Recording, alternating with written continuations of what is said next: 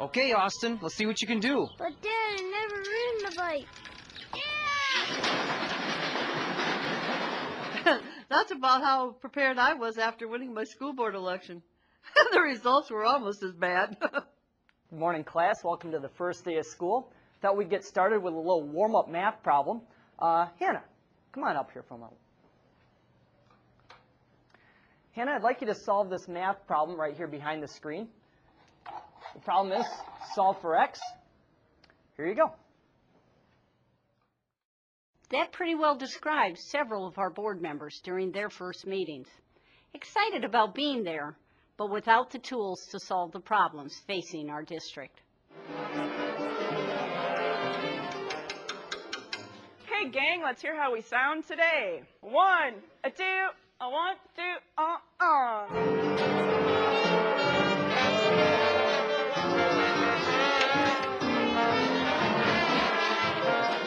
The last board meeting I attended sounded a lot like that. Plenty of good intentions, but not exactly what you'd call beautiful music. Like the kids you've just seen, many school board members feel unprepared, overwhelmed, and are doing a lot of improvising as they go. Why?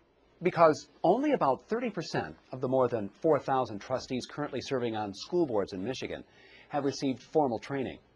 And that's a figure that stayed relatively constant over the years, even as budgets and responsibilities of school boards across our state have grown. In a recent survey of 600 Michigan voters, 4 out of 5 said they believe training is necessary for board members to fulfill their responsibilities. And that's not all. Over 3/4 of people say they are more confident about the ability of board members who have received training and professional development. Almost as many support their districts paying for board training, and not surprisingly, over 60% said they're more likely to vote for a candidate who has received training. This brings us to the $21 million question. That's the average school board budget in Michigan. How many people on your school board have received training? Research reveals that voters expect well-trained boards to run their district. In fact, close to 2/3 of the people think training should be mandatory, and most are surprised to find out that it's not, let alone how few of their members have received training. One of our board members wanted to get elected for one reason. He had a problem with a coach. Once the issue got resolved, he found he really had no idea what the board did or how much of a job it was. Fortunately, several others on the board had already received MASB training and got him signed up. For over 40 years, the Michigan Association of School Boards has offered professional development, and since 1991 has offered a variety of training courses for members of your school board.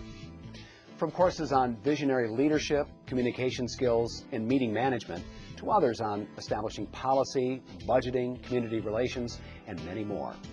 MASB training has proven to be a cost-effective way of improving your school board's performance, and more importantly, your school district. When parents in our district learned that our school board was receiving training, some were worried about what it was going to cost. But in the past 6 months, our board, partially due to the MASB training, has made some terrific decisions regarding personnel, contracts, and legal issues that have saved the district way more than the cost of training. Since several of our board members received training, people in our district have a lot more confidence in our board's ability to do its job, and that's meant more support for bond and millage proposals, and even an increase in parent involvement for all kinds of school activities. What we've noticed is that the tools our school board members get from their training helps them operate more efficiently than in years past. And that's good for everyone on the board, the district, and especially our kids. The cost savings and improved effectiveness of school boards you've heard about aren't just anecdotal evidence.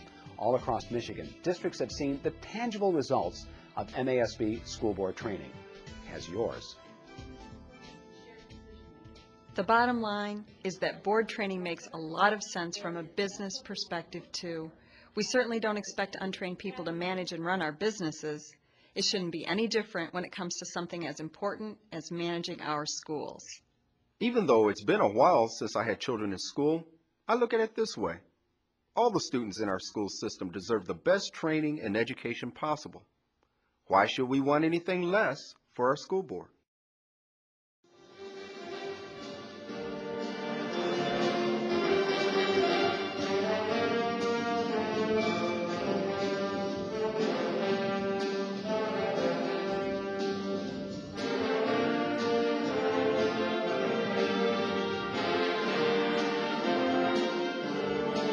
you want the best education and training possible for your students, your school board deserves the best too.